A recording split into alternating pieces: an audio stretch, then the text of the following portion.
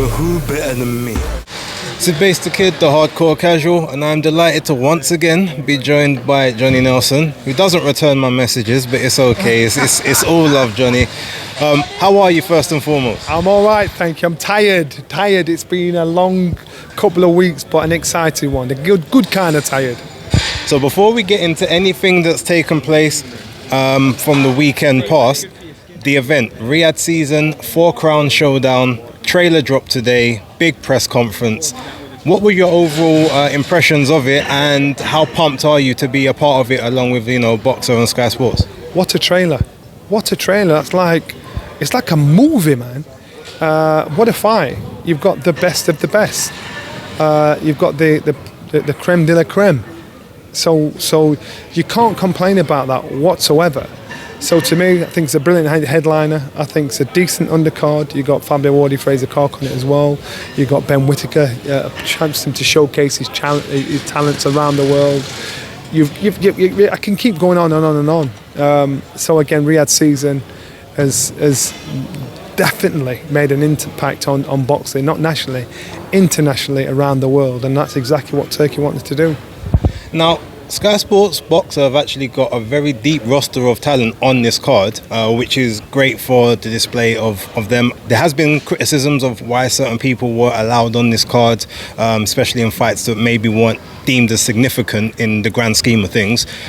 My question, I saw an interview from Ben Shalom a little while back where he said that he wanted to have Ben Whittaker headlining, in his own hometown, getting that big hometown buzz going. But then decides to put him on this show, then apparently his next fight is going to be in the US. In your opinion, do you think that's the right way to go with Ben, or is this just par for the course for someone who's going to be such a big superstar? I'm not a promoter, but with Ben and the talent he has, the idea is to get as many people around the world to see who he is, to know who he is. So I understand Ben Shalom saying that because he wants his boy to be seen. What a platform to put him on, Riyadh season, and he's out there. So it's a chance for the whole world. And remember, Ben, when he turned professional, he was one of the most sought after fighters by promoters around the world, not just here. So again, it's getting in the platform that he needs. In your opinion, a lot of criticism has been made at Eddie Hearn's, Matchroom, Boxer, to a lesser extent, about the infrequency of fight cards that have been happening over here. Boxer, probably more than most, has bore the brunt of that in the first half, not having a huge amount of content. A lot of it has been supplemented by Top Rank. Do you think, having Chris Eubank Jr., Ben Whittaker, Frazer, obviously some of your biggest hitters, not on the platform headlining shows over here is ultimately going to be a bad thing for that pool of people? No, not at all. I think, again, everybody, when Riyadh season first came in on the scene, people complaining about, we're not going to see shows, homegrown talent. You're still going to see it. In regards to the rest of the shows that are here nationally, this is a business thing. This is promoters. I ain't a promoter. They're doing their business, how they want to do their business, and we'll all be baffled as to why we're not seeing more of the action. So we just got to stick with it and just see how it rolls out. I guess one thing I will say, Chris Eubank is always must-see TV, and he decided to, have more beef with the promoters than his actual opponent today on stage.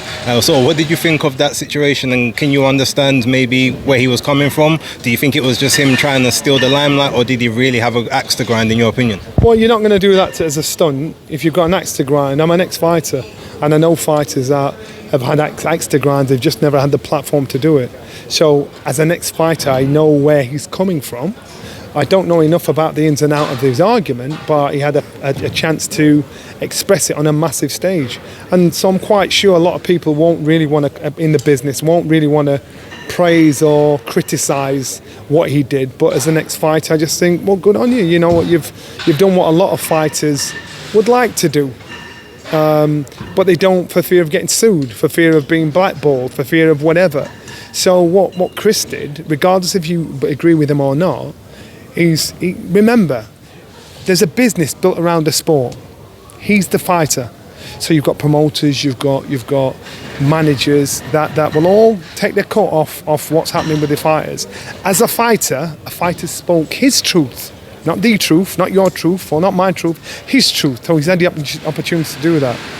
So he's got every right to do that, and he dared do it.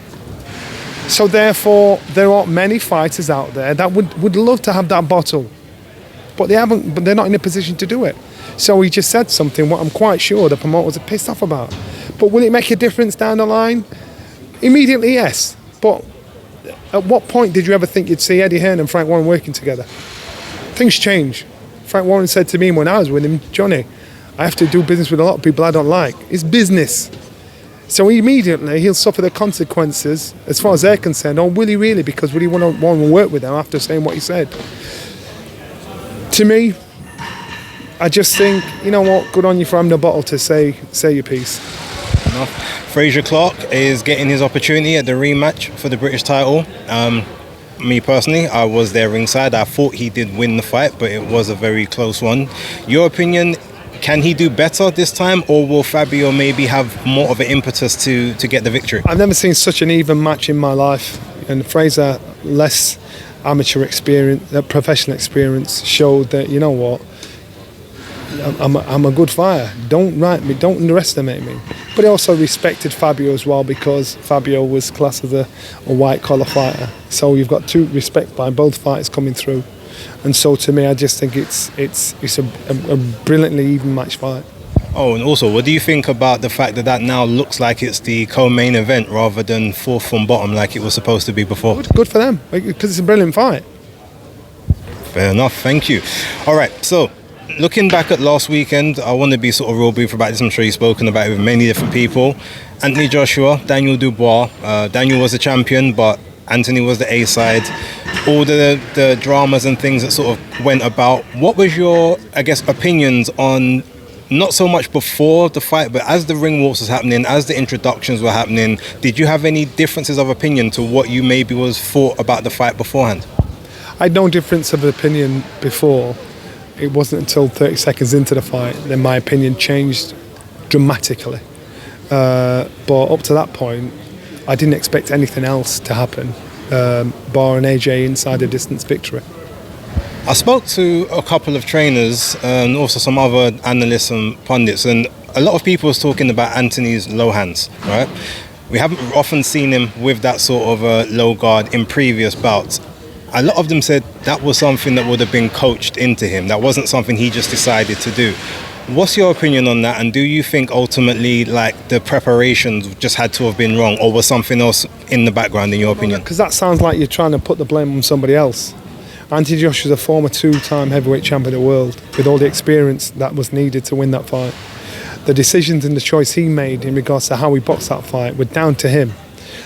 So the book stops with him, it starts with him. So in a way, that's indirectly pointing the finger at the coach. And trust me, you know, when he did it, signed up with Ben, I said, why are you giving this boy the keys to the kingdom? He's not experienced enough. But in reality, AJ knows more than Ben.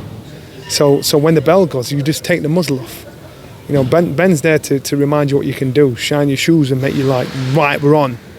You know, and AJ is his responsibility to do what he can do, and he chose not to do it. So the book stays with him, stops with him, and starts with him. Talk about Daniel's performance. I mean, he literally, as you said, took the muzzle off. He was a dog off a leash. He was not to be denied. Like, ultimately, I know everyone was there, I guess, for the AJ show, so to speak, but how proud were you in that moment of the performance he put in and the grit that he gave? I was so proud of Don for getting the recognition he'd well and truly deserved. I was impressed with Daniel in regards to his focus, single-mindedness, his attitude to the fight. And I thought, yeah, good man. You know, you've actually proved everybody wrong, including me. So I think what he did was well deserved. It's underrated, unrespected, and we all, 96% of us, made that mistake, and he proved us all wrong. So you've got to give respect where it's due. If they were to have a rematch, do you see now any ways that Joshua can win it based on what we saw there, or would you still think that there is routes to victory? So before the fight, I saw how Joshua could win it. The fight showed us that Anthony Joshua is inconsistent with his performances. So I couldn't guarantee it, because if he's consistent, then I'd expect him to do it. If he's inconsistent, unfortunately what's happened now is it's just having faith in what somebody's capable of doing. He's got the ability. We've seen it many, many times, and he chose to leave his artillery at home. Last couple. So I guess with regards to Joshua, he's said he's not done yet, so there's no talk of retirement. So I'm not going to ask you if you think that's maybe something he should do, but in terms of him, who would you fight if you was him to either come back or to stay in the mix? He needs to win the battle against himself first, and then the choice is his. Does he take the rematch that I think they've got, or does he box somebody else? Can he walk the streets and know there's somebody on his manor that beats him, and then talk like I'm this, that, and the other? He's got to right that wrong. So he's got to deal with his own battle first, and then decide what he's going to do from there. Shout out to October Red. I did see your interview with her where you said that Tyler Denny was going to be a sacrificial lamb. Unfortunately, your words did come true in that moment, but just give a word for Tyler in his journey and how he's done. Tyler Denny, you know what? I am so happy for this young man, because he made life-changing money to change the direction of his life. And so any fighter that does that, you understand how hard it is. He was in there with, to me, potential superstar. And at least got himself into an opportunity to do that. So Tyler Denny, I hope you're well. I hope you're good. That's we live to fight another day. Johnny, I will leave it there because I know there's other people waiting. I know you've been there a while. Appreciate your time. I hope you do answer my call so we can do a little extended thing in the future. But thank you very much. Find out, because she gives me so much hassle when I do that kind of stuff. I think she already knows. Speak to you later. Bless.